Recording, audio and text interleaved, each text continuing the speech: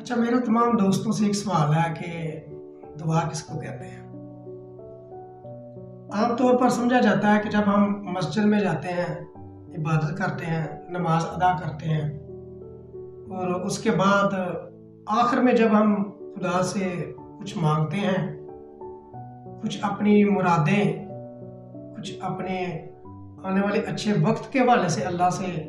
दुआ मांगते हैं कि अल्लाह रब्बुल इज़्ज़त हमें फ़लाँ काम में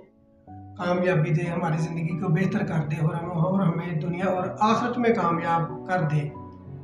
तो इसी को हम समझते हैं कि शायद यही दुआ है। यकीनन दोस्तों, यही दुआ है, लेकिन मैं आज जो आपसे बात शेयर करना चाहता हूँ वो ये है कि ज़रा हमने कभी गौर नहीं किया कि हमारी बहुत सारी दुआएं ऐसी हैं जो कबूल नहीं हो रही। और मुसलमान जो दुनिया में इस वक्त परेशान है और बहुत ज़्यादा वो दुआएं भी मांग रहे हैं,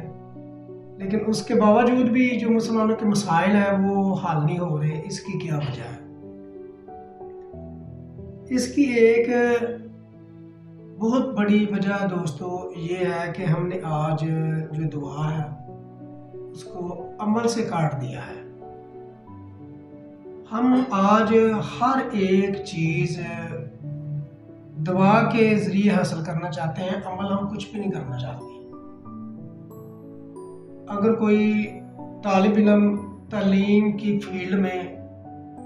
वो ये चाहता है कि मैं फ़लाँ क्लास पास कर जाऊं, तो वो इसके लिए वो दुआ कर रहा है। अगर किसी का काम नहीं चल रहा तो वो भी इसी के हवाले से जद्दोजहद को तर्क करके कि काम को कैसे बेहतर करना, सिर्फ और सिर्फ वज़ाइफ और दुआओं के चक्कर में पड़ा हुआ है और मुख्तलिफ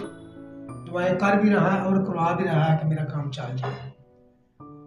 लेकिन उसके बावजूद हम ये देखते हैं कि बहुत सारे अफराद ऐसे हैं जिनका काम नहीं चल रहा। तो इसकी एक वजह ये भी है कि हम सिर्फ और सिर्फ दुआ कर रहे हैं, दुआ करवा रहे हैं, लेकिन उस काम के लिए जिसके लिए हमने दुआ की है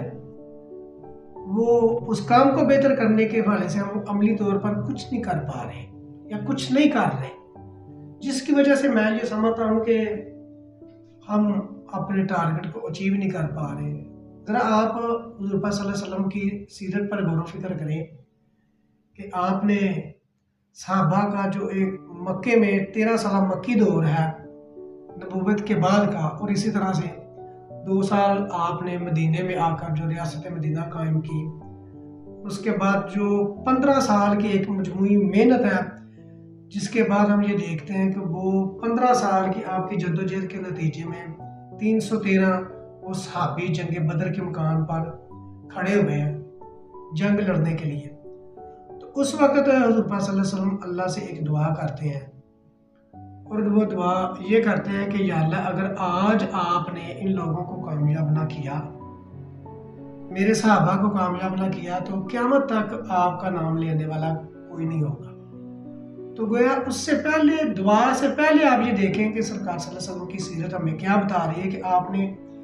मक्की दौर में 13 साल मक्की दौर है, वहाँ बहुत ज़्यादा मसाइल का सामना किया, बहुत ज़्यादा जद्दोजहद की,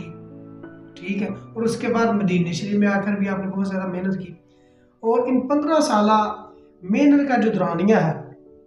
उसके बाद आपने खुदा से एक दुआ की कि या अल्लाह, आप हमारी इस जमात को कामयाब करें। तो गोया